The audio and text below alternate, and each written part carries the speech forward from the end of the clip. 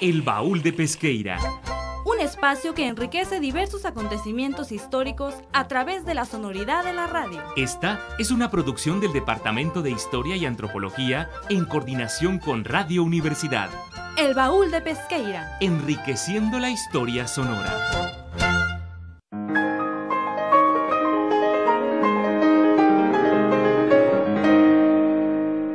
Muy buenas tardes, Radio Escuchas. Son bienvenidos a una nueva emisión del Baúl de Pesqueira.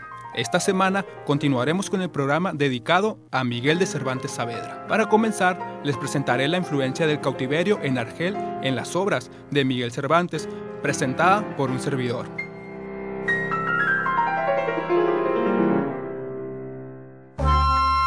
El transcurrir del tiempo a través de nuestro reloj de arena solo se detiene para hablar de los protagonistas que han hecho historia. 5 fueron los años, 5, esos que pasó en Argel. Si fueron pocos o muchos no importa, es un asunto menor. La relevancia aquí radica en lo que ese tiempo de cautiverio significó en la vida de Cervantes. A su regreso a España desde Nápoles fue capturado junto a su hermano Rodrigo el 26 de septiembre de 1575 a bordo de la galera Sol, quedando bajo el velo de la esclavitud en manos de Dalí Mami. El hecho de haber conseguido y llevado consigo las cartas de recomendación y reconocimiento de sus méritos militares del duque de Sesa y de don Juan de Austria condicionó que de alguna manera sus captores llegaran a la conclusión de que él era una persona de bastante importancia y por ende que se podía sacar provecho poniéndole un buen precio a su persona. Suma que se estableció para su libertad, 500 escudos de oro, y a esta cantidad fue vendido a San Bajá. A partir de ese momento comienzan sus años de cautiverio en esta ciudad norteafricana. Durante sus 5 años de cautiverio, guiado e inspirado por su espíritu de libertad, intentó escapar en 4 ocasiones, asumiendo en todas total responsabilidad y culpa, tratando de evitar represalias en contra de sus compañeros. Su estancia en el cautiverio no pasó desapercibida. Se puede apreciar en datos autobiográficos insertos en el Quijote y otras obras de su autoría. Señalemos, pues, que no fue Cervantes el primero en escribir sobre el cautiverio. Esto se venía dando desde tiempo atrás. Está la existencia de vastas obras sobre el mismo tema, escritas durante el Siglo de Oro. Lo que se debe rescatar, y que él nos demuestra en sus obras, es su impresionante capacidad con la que hace parecer hasta sencilla la escritura sobre un tema muy usado por un gran número de autores antecedentes y contemporáneos. Mas ahora se inicia una nueva etapa, propia, diferente y apasionante de abordar la temática. Nuestro escritor, creador del Quijote, pudo incorporar a este relato y a sus comedias de tema similar el auténtico cautiverio argelino. He aquí lo que viene a ser la diferencia a comparación de otros autores que abordan en sus escritos este tema tal vez de manera, en veces, superficial. En resumidas cuentas, sus obras estaban basadas en verdaderas experiencias de cautiverio. Cervantes introduce muchos datos verídicos del mundo de cautiverio, donde a detalle hace la descripción de lo doloroso que era para él y los otros cautivos la vida en Argel. Podríamos decir que lo novedoso aquí está en función, según los estudiosos de Cervantes, de que en el tema a manos de Cervantes surge la novela histórica, pues sus obras estaban fundamentadas en hechos que sucedieron realmente. Así pues llega la combinación entre ficción y realidad de la existencia de los acontecimientos propia de la novela histórica, relacionando datos históricos, memoria personal y libertades existentes en la narración. Después de este hincapié en la influencia del cautiverio en sus obras, prosigamos con su periodo cautivo y pasemos a un rápido vistazo a las ocasiones en las que pretendió escapar. La primera la ubicamos en enero de 1576, total fracaso, pues el moro, que tenía la tarea de conducir a Cervantes y a sus compañeros a Orán, los dejó en abandono en la primera jornada. Por su parte, la madre de Miguel había conseguido reunir cierta cantidad de ducados esperanzada de poder rescatar a sus 2 hijos. En 1577 se concretaron los tratados, pero la cantidad era insuficiente como para rescatar a ambos, por lo que Cervantes prefirió fuera puesto en libertad su hermano, quien regresó a España.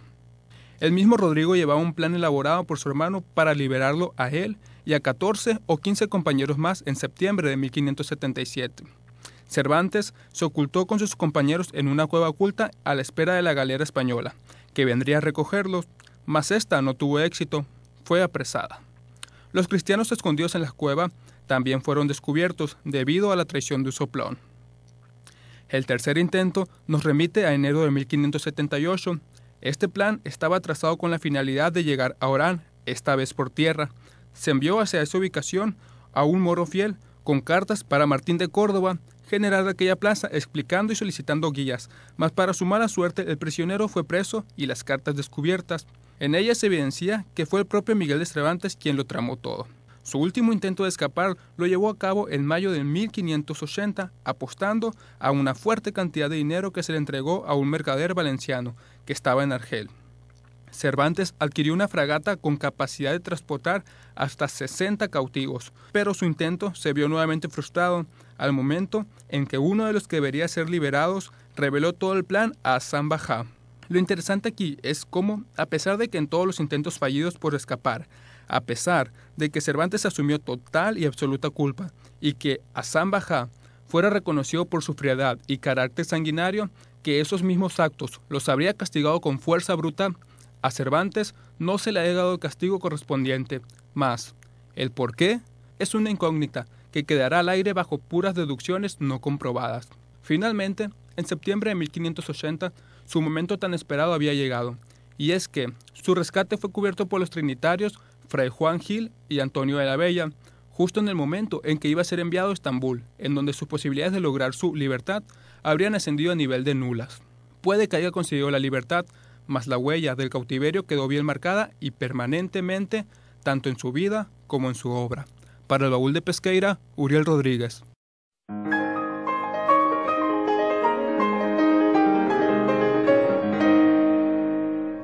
Continuamos con Jorge Lares, nos relatará la carrera de Cervantes como escritor.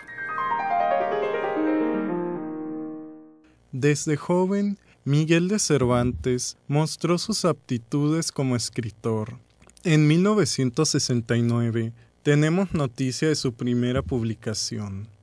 Es en Historia y relación verdadera de la enfermedad, felicísimo tránsito y suntuosas exequias de la serenísima reina de España, doña Isabel de Valois, Nuestra Señora, escrito por Juan López de Hoyos en ese año, en el que aparecen 4 poemas escritos por Cervantes. La poesía fue ciertamente un género en el que Cervantes se aferró a lo largo de su carrera. En sus obras de teatro y prosa aparecen varios poemas y versos compuestos por él. Sin embargo, su obra poética no fue tan relevante como su teatro o especialmente la prosa.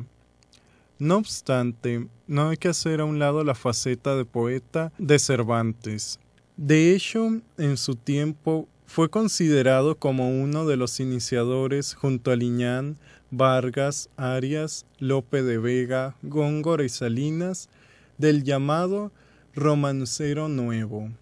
Cito: en esta primera generación de romanceristas, Cervantes es el de mayor edad, y por lo tanto, de alguna forma, destaca entre los iniciadores de la nueva manera de entender el romance, un género ya viejo en aquella época.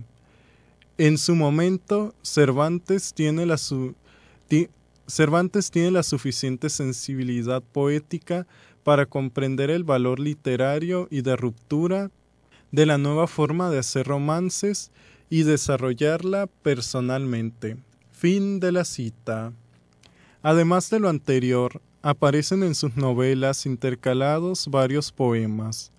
En El Quijote, por ejemplo, comienza la obra con una serie de sonetos y aparecerán más poemas en lo que resta de la obra. Lo mismo realizó en su primera novela, La Galatea.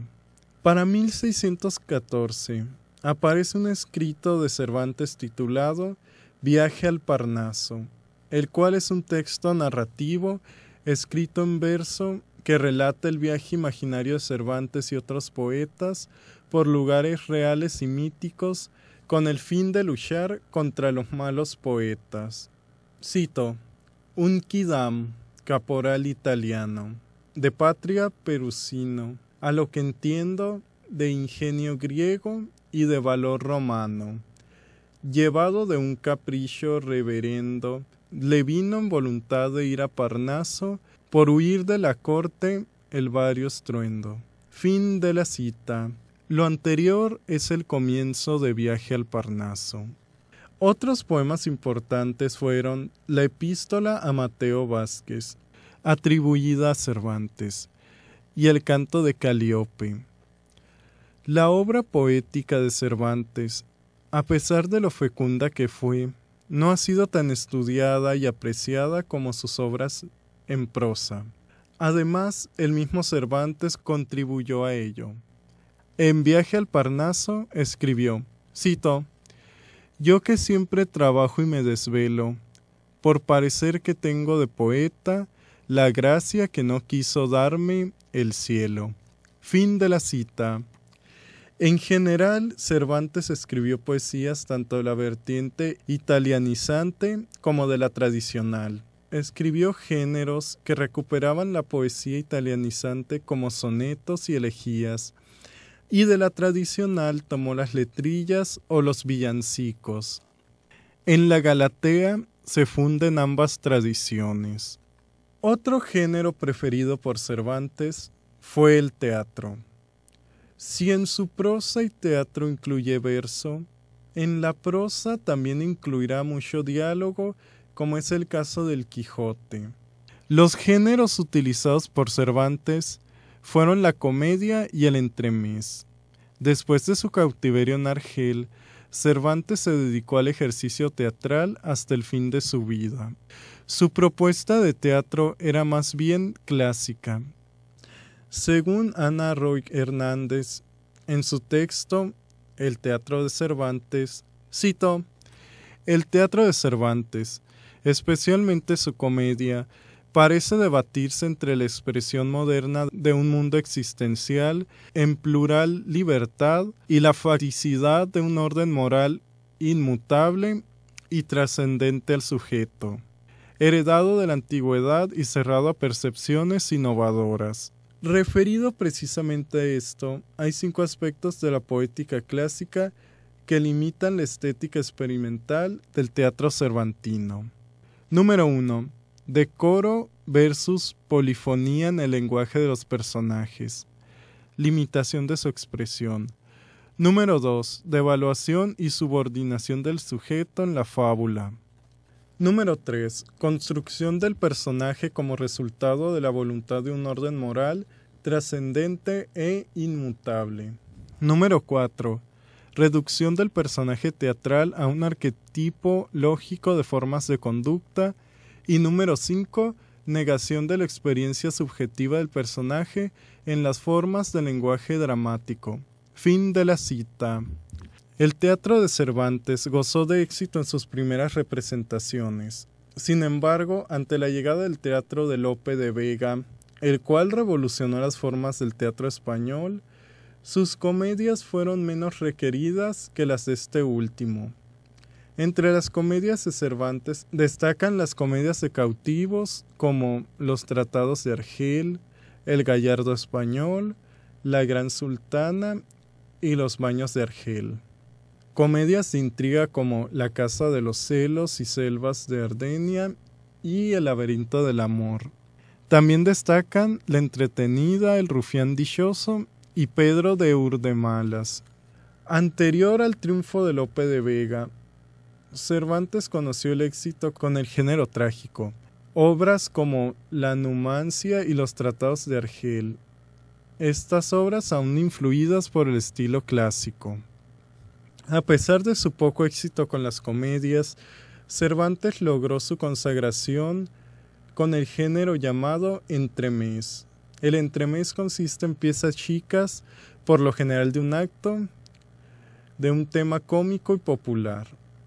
A diferencia de sus comedias, Cervantes creó sus entremeses utilizando una mayor libertad creativa. Cito: «Logra 8 juguetes cómicos, protagonizados por los tipos ridículos de siempre, bobos, rufianes, vizcaínos, estudiantes, soldados, vejetes, etc., y basados en las situaciones convencionales, pero enriquecidos y dignificados con lo más fino de su genio creativo, ironía, vida, literatura, apariencia y realidad, de modo que salen potenciados hasta alcanzar cotas magistrales de trascendencia ilimitada. Fin de la cita. Entre estas piezas encontramos El viejo celoso, Elección de los alcaldes de Dangazo, El retablo de las maravillas, El juez de los divorcios, El rufián viudo, La cueva de Salamanca, El vizcaíno fingido y La guarda cuidadosa. La prosa es el género más conocido, estudiado y alabado de Cervantes. En este rubro realizó 4 obras en las que se cuentan La Galatea, El Quijote, novelas ejemplares y los trabajos de Pérsiles y Segismunda. La Galatea pertenece al género conocido como novela pastoril. Fue publicada en 1585 con el título de Primera parte de la Galatea. Nunca salió una segunda parte, dividida en 6 libros, la cual trata de 2 pastores enamorados de una pastora llamada Galatea, la que prefiere su independencia al amor, rechazando a los pastores. Los trabajos de Pérsiles y Segismunda, por el contrario, está inscrita dentro del género conocido como novela bizantina. Fue publicada en 1617. Cervantes la llevó a considerar su mejor obra. La historia trata de 2 príncipes nórdicos enamorados que emprenden su viaje por Europa, haciéndose pasar por hermanos y cambiándose el nombre, ya que fueron separados por varias peripecias. Otro de los géneros que Cervantes cultivó fue el de la novela ejemplar. En 1613 salió a la luz la recopilación de las 2 historias cortas que Cervantes escribió a lo largo de su vida con el título de novelas ejemplares. Entre ellas destaca la historia de Rinconete y Cortadillo, en la cual 2 jóvenes abandonan la casa de sus padres, se encuentran y se hacen amigos y deciden dedicarse a la vida criminal en Sevilla. Finalmente, la obra magistral de Cervantes fue El Quijote, con 2 partes, una publicada en 1605 y la otra en 1615. En ella Cervantes hace una mezcla de géneros y estilos, que la convierten en una de las mejores obras literarias jamás escritas y de la que se dio una reseña en este espacio la semana pasada. Para el Baúl de Pesqueira, Jorge Alfonso Lares Miranda.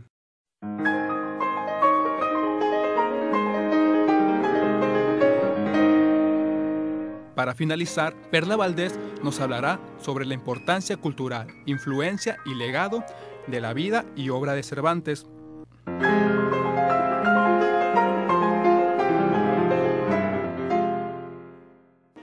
El Baúl de Pesqueira guarda información y datos relevantes y curiosos de gran interés. Y hoy la presenta a través de Cajita de Madera. Es innegable el impacto que ha tenido la obra magna de Cervantes, el ingenioso hidalgo Don Quijote de la Mancha, en la historia de la literatura universal. No es de sorprendernos que con tal poder de influencia haya impulsado la producción cinematográfica en torno suyo durante los pasados 100 años. Una singular cantidad de directores han tratado de crear films que representen la esencia de la historia del Quijote, así como de los emblemáticos personajes que se relacionan con el protagonista. Definitivamente, la novela creada hace ya varios siglos por la mente de un exmarino español ha sido de los títulos literarios que gozan de mayor número de adaptaciones en el séptimo arte, todas con la intención de poder evocar la grandeza que encierra su trama y su prosa, muchas veces comparada con la del afamado William Shakespeare.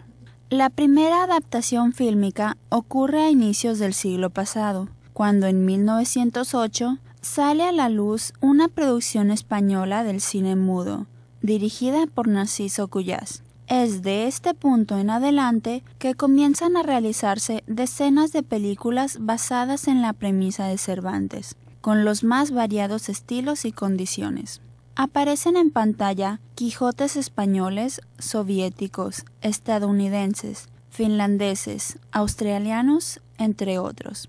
Muchos de los films son destinados al público infantil y otros tantos tienen el objetivo de llegar a las mentes más agudas y capaces de interpretar contenido. Hubo Quijotes rodados por mexicanos como Mario Moreno, alias Cantinflas, otros producidos por Orson Welles, Quijotes para series de televisión, algunos que terminaron en guiones redactados por ganadores de premios Nobel, y otros por escritores para telenovelas norteamericanas. Hubo films grandemente alabados, como el que dirigió Arthur Hiller en 1972, y hubo películas que no tuvieron el más mínimo impacto, como El Quijote de Peter Yates en el año 2000. A continuación, nombraré algunos de los títulos más destacados en la filmografía inspirada por Cervantes. Además de la película ya mencionada de 1908, la que le siguió en años fue Don Quijote de Edward Dillon,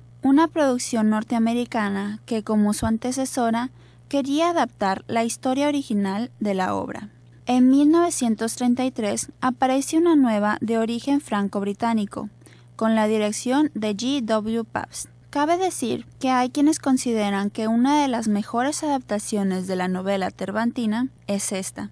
En el papel principal actúa Fyodor Chalypin. En 1947 tenemos un giro en las interpretaciones cinematográficas de los personajes de Cervantes, esto con el proyecto del film que lleva por título Dulcinea, dirigido por Luis Arroyo y basado en la obra de Gaston Beatty, inspirado a la vez en la novela original del Quijote.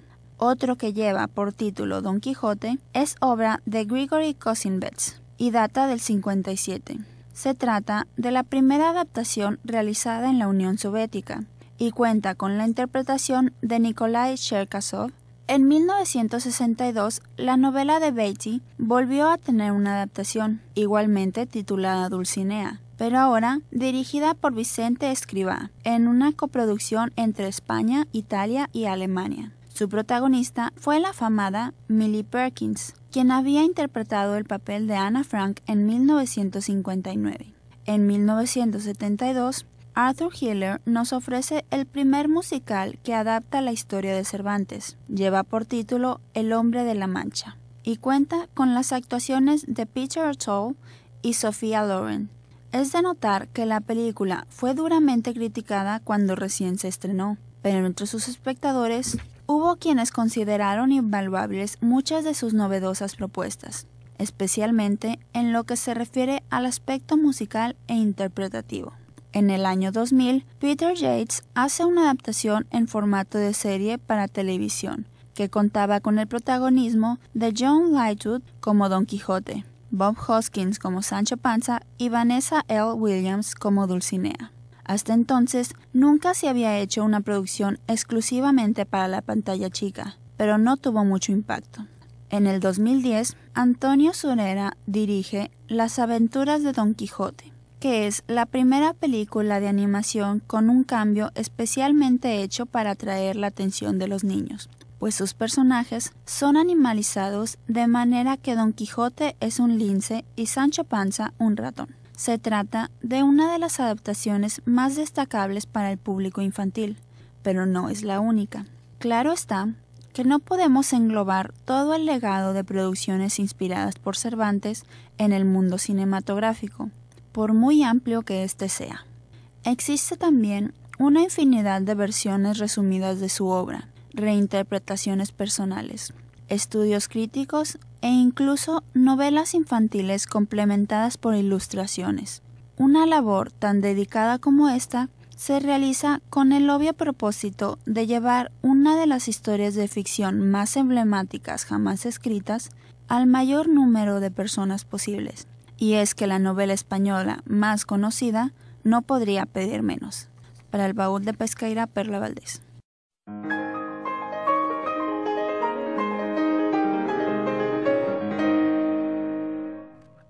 Esto ha sido todo por hoy. Los invitamos a sintonizarnos en la próxima emisión de El Baúl de Pesqueira, enriqueciendo la historia en Sonora. Se despide de ustedes Uriel Rodríguez. Tengan una excelente tarde.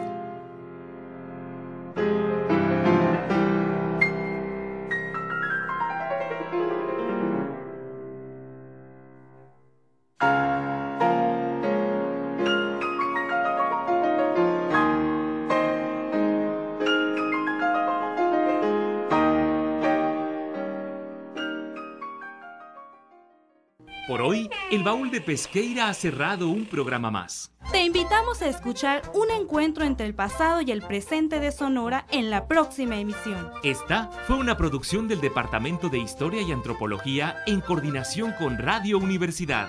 El Baúl de Pesqueira. Enriqueciendo la historia sonora.